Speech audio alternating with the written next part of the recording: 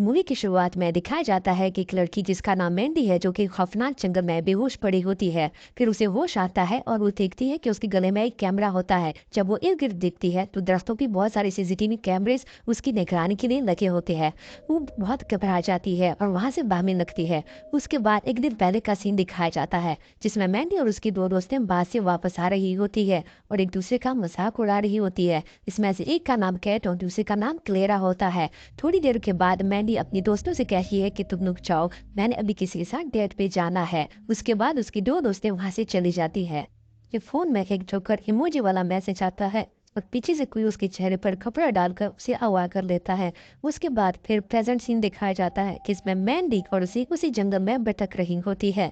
देखती है कि बहुत सारे मिसिंग लोगों के पोस्टर दरख्तों पर लगे होते हैं। मैंडी अपनी पोस्टर देखकर मजीद घबरा जाती और बहुत डर जाती और फिर अचानक से एक मर्द और एक औरत जिन्होंने जोकर का मास्क पहना होता है उसके सामने आते हैं और उसे बेहोश करके ले जाते। उसके बाद कुछ सर फिर लोग ऐसे अपनी खुशी के लिए करते हैं और हैकर्स को क्रिप्टो करेंसी पे करते हैं। मेहंदी भी इस रेड रूम का शिकार हो जाती है और वो जालिम इस पर जुल्म करते हैं और इसके बाद इसके जिस्म के छोटे छोटे टुकड़े कर देते हैं।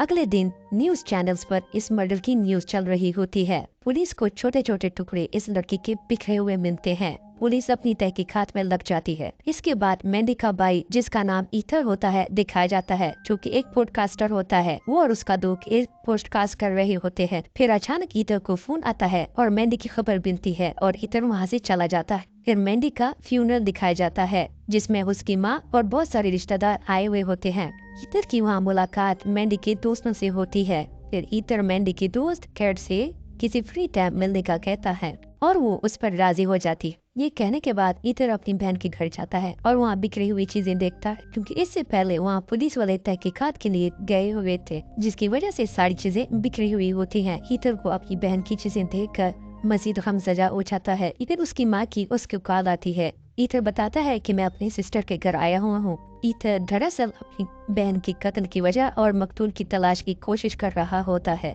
फिर थोड़ी देर के लिए वो बिस्तर पर आराम करने के लिए लेट जाता है। इसके बाद किसी अनजान जगह से इसको कुछ तस्वीर मिलती है। वो देखता है तो वो उसकी बहन की होती है।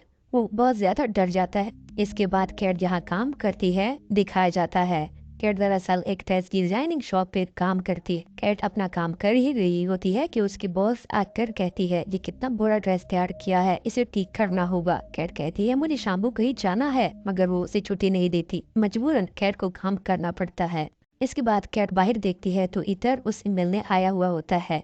उसे कहता है कि मुझे तुम्हारी मदद चाहिए, लेकिन कैट कहती है मैं अभी बिजी हूँ, 2 घंटे बाद मिलते हैं।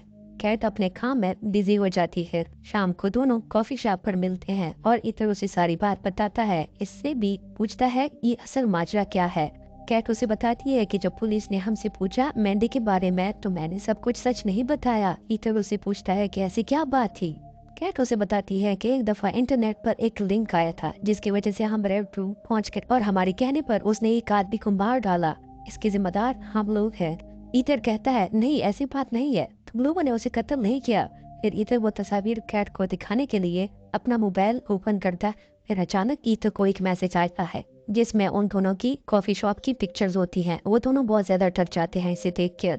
इसके बाद ईथर कैट को लेकर अपने दोस्त शेडो के घर चला जाता है, क्योंकि वो एक हैकर होता है। ईथर अपने दोस्त को अपनी मदद करने के लिए कहता है। पहले वो नहीं मानता, लेकिन बाद में ईथर उसको अपनी बहन के बारे में बताता है, जिसकी वजह से शेडो मान जाता है। केट ईथन को समझाती है कि मुझे अभी ऑफिस जाना है, मुझे ओवर टाइम करता है। ईथन केट से कहता है क्या मैं तुम्हारे साथ चलूं, लेकिन केट मना कर देती है। वो कहती है तुम वीडियो कॉल में मेरे साथ रहना, हम दोनों बात करेंगे और काम भी। उसकी बातें सुन के ईथन बहुत खुश है। अब ईथन को भी यकीन हो रहा है कि शायद केट उससे प्यार करती है। कहानी आगे बढ़ती है। ईथन अपने घर की तरफ चला जाता है और केट अपने ऑफिस की तरफ, लेकिन बेचारी केट को पता नहीं था कि आज की रात उसके ऊपर कितनी भारी है। केट को ये एहसास होता है कि उसके ऑफिस में कोई साया है, लेकिन फिर उसे लगता है कि शायद ये उसकी गलतफहमी है। और अब ईथन का भी कॉल आ चुका है। ईथन और केट एक दूसरे से बात कर रहे हैं और ईथन अब केट से अपने दिल की बात बोलने वाला है, लेकिन तभी वहाँ पर एक आवाज आती है और केट ईथन से कहती है रुको, मैं देख के आती हूँ कि बाहर क्या हो रहा है। ईथन केट से कहता है कि संभल के जानो, बाहर कुछ भी हो सकता है। वीडियो कॉल में ईथन अभी भी है। केट सीधे की तरफ जा रही हो, तब ईथन ये देखता है कि केट के पीछे से कोई साया पार हो रहा है। वो उसे समझाता है कि यहाँ से भागो, तुम्हारे पीछे कोई है। लेकिन अब बहुत देर हो चुकी है। केट जैसे ही वहाँ से भागने की कोशिश करती है, वहाँ पर वही लोग आ जाते हैं। याद है ना, वो लड़की और लड़का, और वो केट को बेहोश कर देते हैं। ईथन चिल्लाता रहता है कि अगर तुमने केट को कुछ किया तो मैं तुम्हें चांद से मार दूंगा, लेकिन उन्हें कोई फर्क नहीं पड़ता।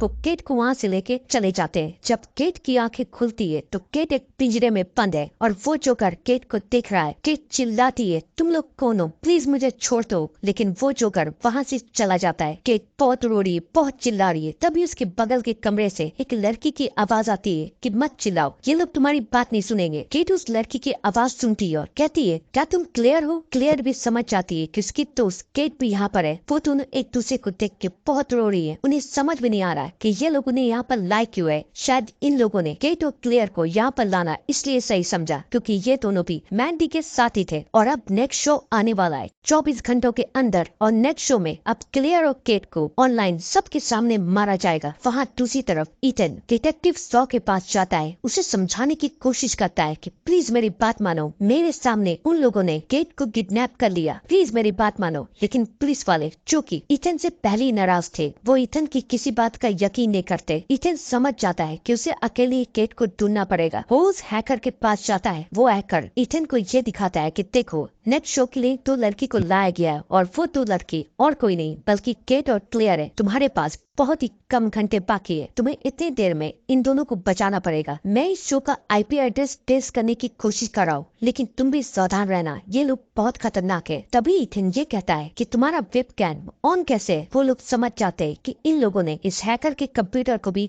हैक कर लिया है और अब वो लोग इन दोनों को देख सकते हैं। वो हैकर बहुत डर जाता है। वो एक गन निकालता है अपनी सेफ्टी के लिए और वो ईथन को एक छोटी सी छुरी देता है। ईथन यहाँ पर बैठ के उन कातिलों का इंतजार नहीं कर सकता था। वो एक बार फिर से डिटेक्टिव सॉ के पास जाता है, लेकिन इससे पहले वो डिटेक्टिव को कुछ पता उसके मोबाइल में एक मैसेज आता है जिसमें ये लिखा हुआ है कि अगर तुमने किसी को भी कुछ बताया तो केट की लाश देखोगे। ईथन बहुत डर जाता है। वो वहाँ से भाग जाता है। अब वो हैकर से मिलने के लिए जा रहा है, लेकिन उस बेचारे को पता नहीं है कि हैकर के पास तो खुद मौत के फरिश्ते पहुँच चुके हैं। याद है ना, वो दोनों जोकर्स वो हैकर के पास पहुँच जाते हैं और उसे भी तड़पा के मार देते हैं। लेकिन मरने से पहले उस हैकर ने इन लोगों का एड्रेस ढूंढ लिया था और वो एक पेज में लिख के इन लोगों के एड्रेस को ईथन को देने वाला था। ईथन वहाँ पहुँचता है। वो हैकर तो मर चुका है, लेकिन अब उसे इन कातिलों का एड्रेस पता चल चुका है। वो इनके अड्डे की तरफ जाता है। वो उनके अड्डे में घुसने की कोशिश करता है, लेकिन ये कोई मामूली जगह नहीं थी जहाँ पर कोई भी घुस सकता है। वो कातिल इसे भी पकड़ के बेहोश कर देते हैं। इसके बाद हम ईथन को भी पिंजरे में बंद देखते हैं। अब क्लेयर को एक चेयर से बांध दिया जाता है।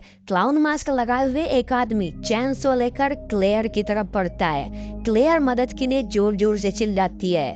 ईथन पिंजरे का ताला खोलकर बाहर निकल जाता है और केट को भी बाहर निकाल लेता है। ये दोनों हथियार लेकर आगे बढ़ते हैं। तभी क्लाउन मास्क वाली लेडी ईथन पर अटैक कर देती है, परंतु केट भी पीछे से इस पर अटैक करती है। इसके बाद ये दोनों रेड रूम में जाते हैं। इन्हें यहाँ पर क्लेयर की लाश दिखाई देती है। इन्होंने क्लेयर के टुकड़े टुकड़े कर दिए थे। तभी एक आदमी ईथन को पकड़ लेता है और उसे खींचने लगता है। ईथन सेल्फ डिफेंस में उसे मारता है और केट चेनसो लेकर उसका गला काट देती है।